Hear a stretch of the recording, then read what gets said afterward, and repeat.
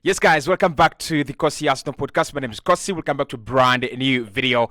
Arsenal decimated Luton Town 2-0 to make sure that we go back on top of the Premier League table yesterday in the evening. And that means that if Liverpool do not win today, Arsenal will keep on top of the table until we take on Brighton on Saturday. In this video, I'm going to be diving into the 5 things we learned from that game, the player ratings, and also, most importantly, the role of Arteta's squad rotation in the title running. We'll be reviewing Arsenal's title chances as well, because every single game that passes by, every single game that we play, our title chances actually improve, they get better, and of course we will be reviewing the chances for Arsenal to win the title every after a game. And I think the Luton game really doesn't improve our chances very much, but what it does, it keeps them consistent where we were last weekend. After drawing with Manchester City, you expect Liverpool to beat Sheffield United by a very, very healthy margin.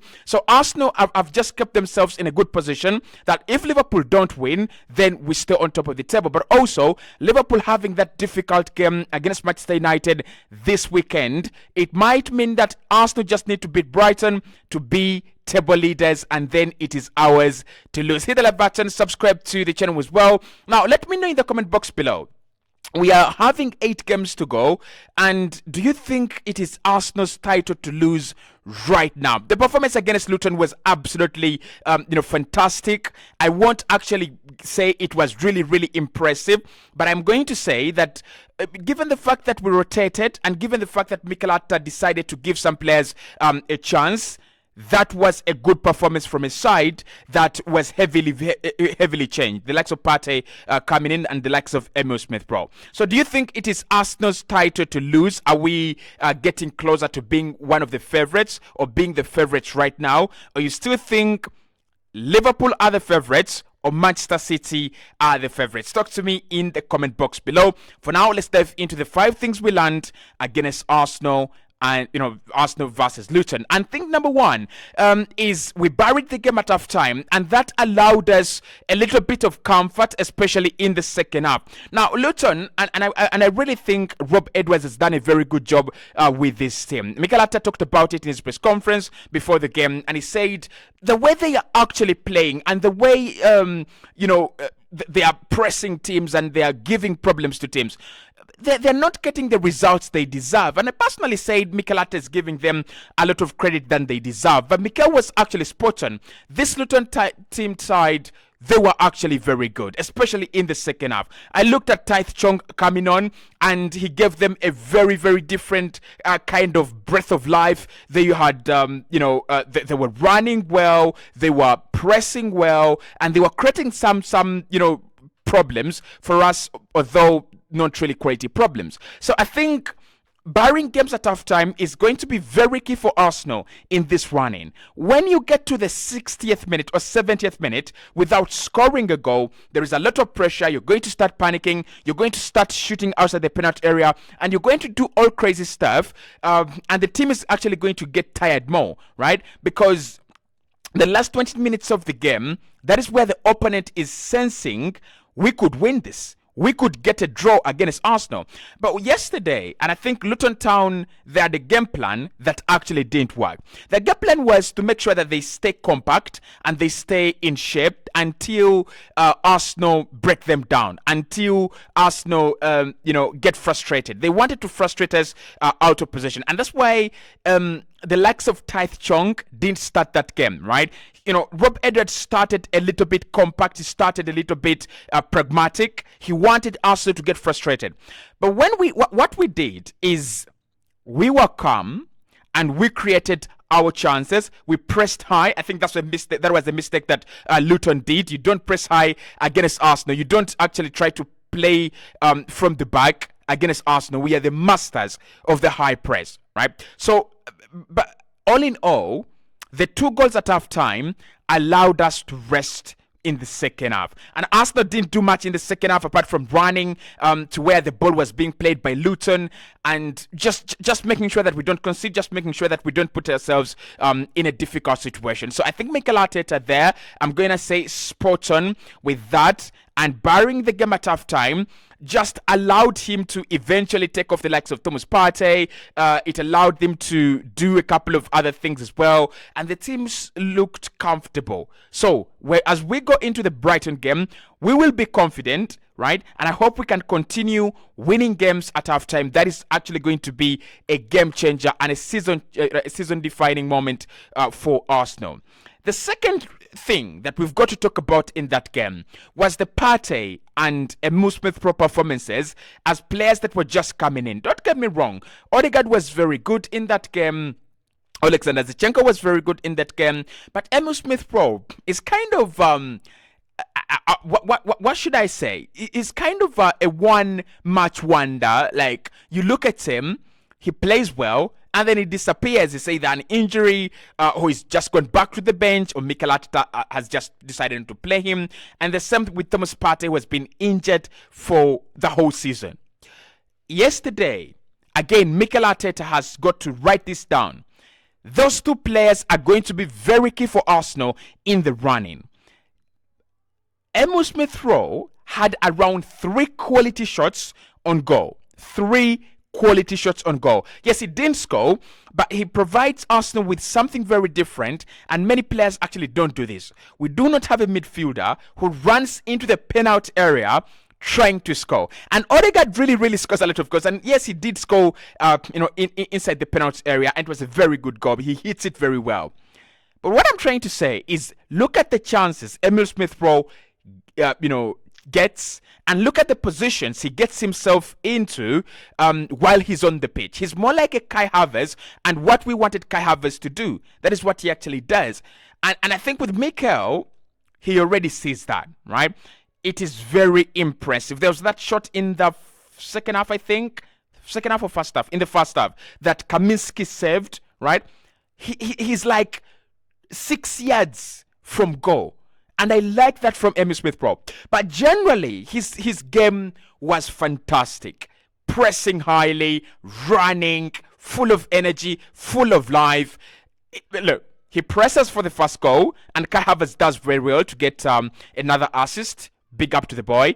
But Smith Pro pressing, that is the reason we scored that goal. And the second goal, pure magic. Not really a lot of magic, but his movement is very good.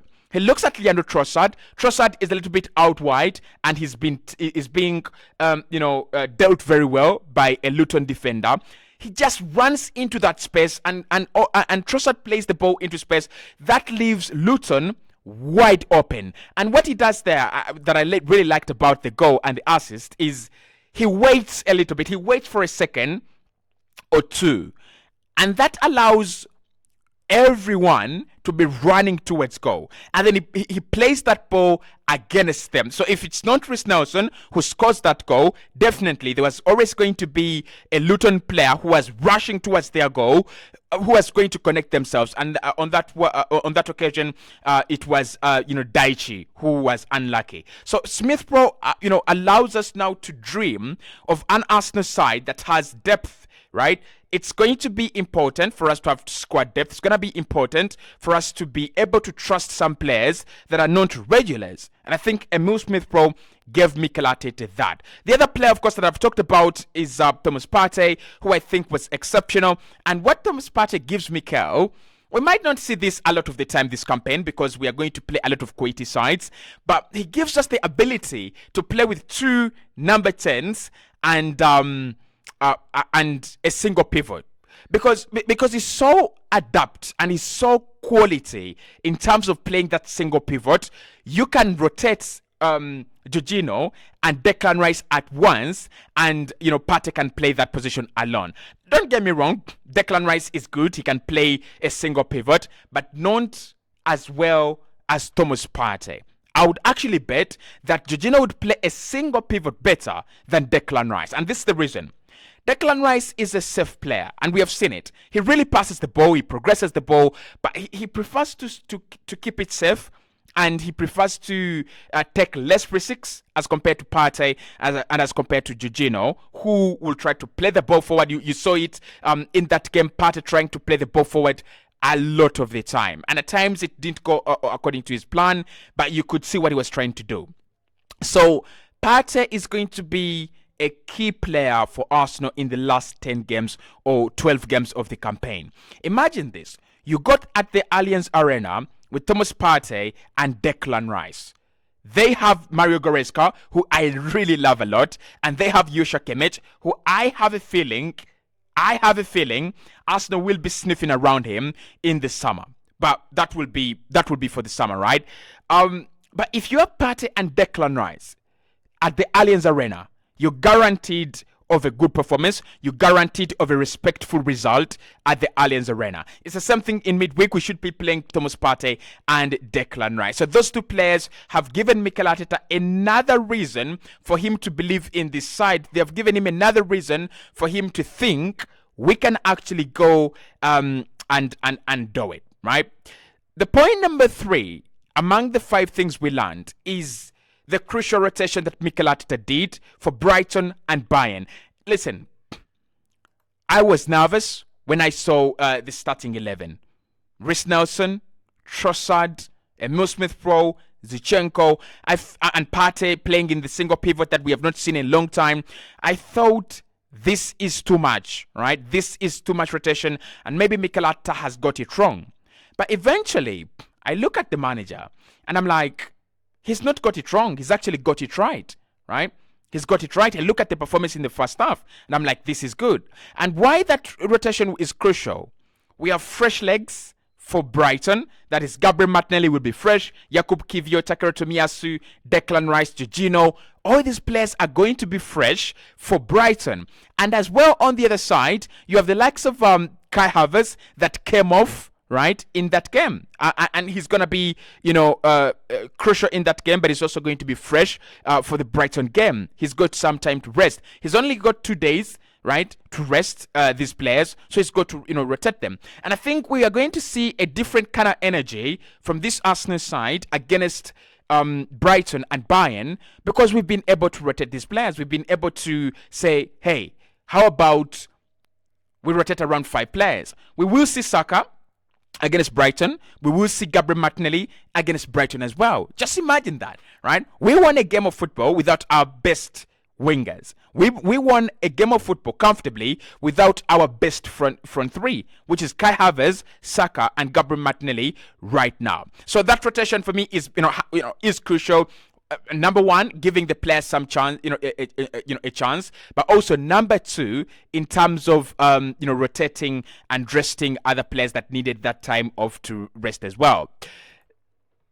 Point number 4, the maturity is there now. And we have seen it from this Arsenal side. We did crumble against Nottingham Forest last campaign. Nottingham Forest was a side Arsenal was supposed to decimate home and away last campaign. So we have seen the maturity that Luton Town does not just walk in at the Emirates Stadium and put up, a Filippo Inzaghi show, or just become, a team full of Gerrards and Lampards. No. You put them in the right place, and that maturity is what this Arsenal team didn't have last campaign. What we didn't have last campaign was the ability for us to go, Arsenal are good, we are good, and therefore we are supposed to win this game comfortably. We didn't have that, right? We were always panicking, even in games that Arsenal was supposed to win. Imagine Southampton 3-3. The title was lost there. West Ham 2-2 from a 2-0 position. The title was lost there. Liverpool 2-2 from a 2-0 position. The title was lost there, right? And whoever says that Arsenal lost the title by losing to Brighton, Nottingham Forest, yeah, maybe we did. But the title was lost in games where Arsenal took the lead and dropped points. Southampton, home and away. Liverpool, away. And West Ham, away. Those 3 games, Arsenal lost 6 points. You get those 6 points, and you add them to the 84 points that we had last campaign, 84-85. That takes us to 90 points. Manchester City won the title by 89 points. Arsenal still win the lead if they just pick up points that they dropped from winning positions. So the maturity in this team, you can see now that they don't even have time for Luton. They don't have time for the crap, for the nonsense that Luton are proposing, that, hey, we can come at the Emirates Stadium and create something, embarrassing for you. We don't have that time, right? They played that game with absolute professionalism. You are here as Luton Town to deliver the points and move on. We are going to beat you. It is according to us. We will decide by how many. We can beat you 5-0, 2-0, 3-0, 6-0 professionally. So I love that. I love the maturity. I love the mentality of this team. Treat Luton like Luton and treat Manchester City like Manchester City, right? We saw it against City against Villa. They decimated Villa. 4-1, a hat-trick from Phil Foden. It means that if Arsenal had opened up, we would be having a very different conversation, and people would have said Arsenal have fallen away. So I love that. I really, really did. And lastly, we are back on top of the table, and a chance for us to dream again. I think it's gonna be important whenever Arsenal win a game and there is a slight tweak and a slight change to the Premier League table. On two occasions. One, it gives these players a chance to dream and a reason to dream every single time we go out there and play a game of football. But secondly, apart from that, it gives Liverpool a reason to panic. Today, Liverpool, of course, they're playing Sheffield, and not stubborn. But Arsenal are on top. So it means that if Liverpool do not win, if they draw, if they lose, right, it means that Arsenal stay on top. Arsenal then beat Brighton, if we do beat Brighton on Saturday, and that means that Liverpool, again, even if they beat Manchester United, which will be a different kind of game at the Old Trafford, they don't walk away. They don't go back on top of the table until Arsenal drop points. So going back on top of the table for me is something that Arsenal should be proud of, and it is something that Arsenal should be, really, focusing to do every single time we play, right? Every single time. So Brighton next. Let's wait and see what comes out of that. But for me, those are the biggest lessons that we saw in that game. So let's get into the player ratings. Arsenal, obviously, versus Luton. The game was actually easy to handle, and the player ratings as well, easy to do. David Raya, 7 out of 10. I don't think he had a lot to do again. I don't think he really had a lot to do. Now, this is a game where I thought he would have a bit of fun. This is a game where I thought we would see David Raya get this kind of, passes, long-range passes and all that kind of stuff. But he didn't, right? He really, really, really didn't. He decided to be organized. He decided to take less risks.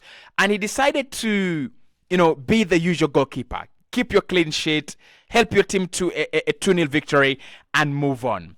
And what I like about Raya, he's now kept more clean sheets than any other goalkeeper in the Premier League. And I think he's going to win the Golden Glove because this Arsenal team are defending like the best in the world right now. But David Raya fills us with confidence. When he's in goal, you don't even mind. You don't even think about it unless he makes a mistake. You don't even realize that Arsenal have a goalkeeper, at the back. Of course, he did have a stinker against Luton away from home. But apart from that, he's been really consistent and really, really good. So 7 out of 10 for David Raya. The performance was just okay, didn't have a lot to do, and you can't blame a goalkeeper for really not having a lot to do. Benjamin White, 8 out of 10. Let's be honest, Ben White and Zinchenko were the best defenders on the pitch yesterday. And not just defensively, because I thought Zini was also very good defensively, but in terms of going forward, in terms of, engaging with the play, they were brilliant. There was that midfield thing that Ben White did, spinning around and spinning away from a Luton player that I really did love. It was almost ending up into a goal. Ben White has developed a lot, and I think we need to do another "I'm sorry" video. And this one is going to go to Ben White because we've got to say, "I'm sorry, we doubted you when we signed you. 50 million, too much." I don't think it's too much, right? And of course, we've got to give credit to Mikel Arteta, who has transformed him into one of the best right backs in the world right now.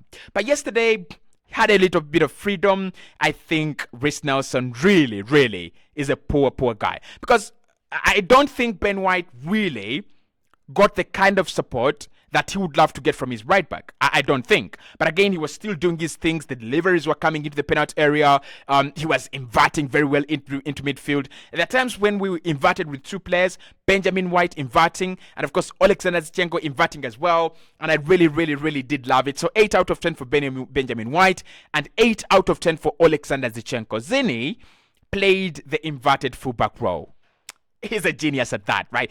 I mean, I've already said that Partey played in a single pivot, but it wasn't really kind of a single pivot, really, because Zinchenko allows us to play a box midfield with Smith Pro and Odegaard in front, and of course with Zinchenko and Partey behind. So Zinchenko allows us to play that kind of box midfield. And because Luton Town were defending with 5 players, it meant that they were always going to have one player drop from the midfield into their backline. Therefore, Arsenal were always going to have the midfield free for us. And we did overload the midfield, courtesy of Alexander Zinchenko. Now, he's unlucky not to score because before it was 1-0, there was a corner kick that Odegaard plays short, and then he plays it into Alexander Zinchenko. He hits that ball purely very well, and it's really traveling, but it's then blocked by a Luton player. But I thought overall Zinchenko looked lively and he looked very good on the evening. Gabriel Magalhaes, 8 out of 10. What did he do? Gabi, what did he do? The same as William Saliba. What did they do? Today, they didn't steal. Yesterday, actually, they didn't steal the headlines. They didn't grab the headlines. But of course, what you love about them is that even when Luton Town started going into the game in the second half, Ben White, Gabriel, Saliba, they don't allow you to do anything in the penalty area. They don't allow you any joy in the penalty area. And that is what happened again. Luton did grow into the game. I'm not going to lie. But the amount of times, Gabriel kept calm and just cleared the ball away. The amount of times William Saliba kept calm and just cleared the ball away. It shows you that these guys are now very confident. I mean, I was watching ESPN, I think, and they were saying that maybe this is the best centre-back partnership in Europe right now. I will not stretch it to that level as ESPN, but I would say this is certainly one of the best centre-back partnerships in the Premier League. So 8 out of 10 for Gabi and 8 out of 10 for William Saliba as well. With Thomas Partey, 9 out of 10. Partey for me was one of the standout performers. And I will give him a 9 out of 10 because he's just coming back into the side. He's just coming back into this Arsenal team that is very hard to get into. Like, can you imagine the manager trusting you to start in a game where he has dropped Declan Rice and he has dropped Jorginho? Let me tell you, in this season, there is no better pivot. There is no better pivot than Declan Rice and Jorginho. No better pivot. So for us to see Partey play in a single pivot, being trusted by the manager, it's like Mikel Arteta said, hey Rice, hey Jorginho, sit on the bench. I want you to watch this guy in action. I want you to see how you play a single pivot alone. And he was fantastic. Partey was fantastic, like dropping deep, turning around, passing the ball, progressing it, dribbling, carrying.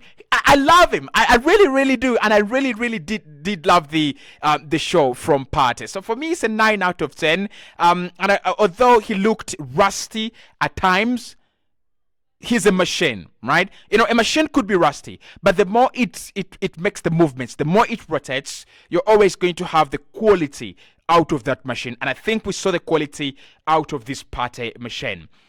Odegaard, certainly my man of the match. For me, 8 out of 10 in that game. I won't give him a 9 out of 10, but I'm going to give him man of the match and 8 out of 10. Why I will give Odegaard 8 out of 10 and player of the match the role he played yesterday. Deeper, but affected the whole pitch, right? We saw him drop deep to pick up the ball. We saw him in the penalty area. We saw him scoring. We saw him trying to release Kai Havertz. We saw him trying to release Smith Rowe. He did everything. He was everywhere. And when you look at when you go and look at his heat map, Odegaard is sensational. That is the truth. Odegaard is sensational. He is not just a wonderful talent, and he's not just a generational talent. He is sensational. When we talk about players like Martin Odegaard, there are so many players that have tried to do what he does over the years as young talents, and they have failed. You look at Yuri Tillemans. He was supposed to be Arsenal's Martin Odegaard. He was supposed to be that kind of guy, and it really didn't work out very well. You look at players like Frankie de Jong, who I really, really like, but Frankie, if he could just be as good, as better as Martin Odegaard, world class player. You look at players like Tune Kupmienes at Atlanta, right? Kupmienes is again one player that we regarded as generational talent. But with Odegaard, he's different. And I think this is what Arsenal have in him that many teams actually will never have. Because Odegaard is not Ozil, he is not Samuel Nasri, and he is not just Fabregas, and he's not Santi Cazorla. He's a player of his own. Like, you cannot compare him to anyone because his skill set looks different and his output looks different. His work rate, Ozil can never ever dream of having such a work rate. His technical ability in the final third, I don't think Cazorla was as effective as Odegaard in the final third. I'll say this. If Samuel Nasri had stayed at Arsenal, maybe Samuel Nasri is the player closest for us to compare to Martin Odegaard. Because I look at just Fabregas, his final touch, or Fabregas, was exceptional. Like, really exceptional. His leadership skills, by example, exceptional, just like Odegaard. But when I look at Odegaard dropping deep and his class, I don't think Fabregas ever achieved that, class. And I think Fabregas was exceptional. But for me, Odegaard, when he is on the pitch, he gives you the vibes of Kevin De Bruyne. He gives you the vibes of an Iniesta Xavi. Like, you just feel there is a world-class player on the pitch. And that is Odegaard for me. I'm not really going to say much about him. I love him. I really, really do. So, Martin Odegaard, I give him man of the match for me and an 8 out of 10 in that game. Smith Rowe, 8 out of 10. What can we say, right? What can we say about Smith Rowe? Impacted both goals, almost had a goal himself. He was a pressing monster in that game. And,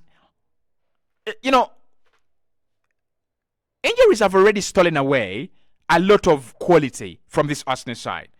We're talking about Eduardo. We are talking about Diaby. We are talking about Jack Wilshere. We are talking about Theodore James Walcott. We are talking about many players that could have been Rosicky as well.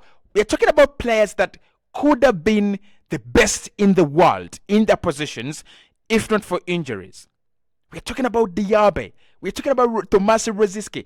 These players could have been the best in the world in their positions. Smith Rowe, I pray, doesn't go down that route, right? And I still want Arsenal to keep him because I know there is quality in there. There is a quality player in Smith Rowe. But then the question remains, and the question becomes, can Arsenal really do whatever it's needed? Can we keep him regardless of the cost? Because clubs are going to come in for him, right? Yesterday, exceptional. Pressing monster, dribbling monster, assisting, doing all the right things. Leandro Trossard, 7 out of 10. Trossard was not bad on the evening as well. I thought the ball to Emil Smith Rowe was good, but I also thought that the way he ran the left wing justifies why I wanted him to start. But also it justifies the reason why I have always said Arsenal should have played Trossard instead of Gabriel Martinelli. Sorry, instead of Gabriel Jesus ahead of in the Manchester City game. But Trossard was good. 7 out of 10. Reece Nelson, I just give him a 7. I was confused a little bit by what he was trying to do at times. He was, very defensive, back-minded, playing the ball back a lot of the time. But I will just give him that a 7 out of 10. And Kai Havertz, 7 out of 10. Not really much impact on the game. But of course, the assist should take him to, should consolidate that 7. One thing I don't understand about Kai is why he tries to dive. Like the diving gets a yellow card that he shouldn't be getting, honestly. You're on 8 yellow cards. You don't get a yellow card against Brighton. That keeps us in a much better place, right? But what I would say is Mikel Arteta should actually play Kai in the Brighton game and let him get I don't know, because I don't know. He's now on the verge of missing 2 games, right? So what do? Should we rest him against Brighton? I'm not really sure, right? I'm not really sure about that. 7 out of 10. Mikel Arteta, 10 out of 10. Rotation and the confidence and the way he has set up the team, fantastic. Declan Rice and the other substitutions, again, 7 out of 10 for me. And the referee had a good game, 7 out of 10. So those are my player ratings and the 5 things we learned from Arsenal to Luton 0. I'll speak to you right in the next one.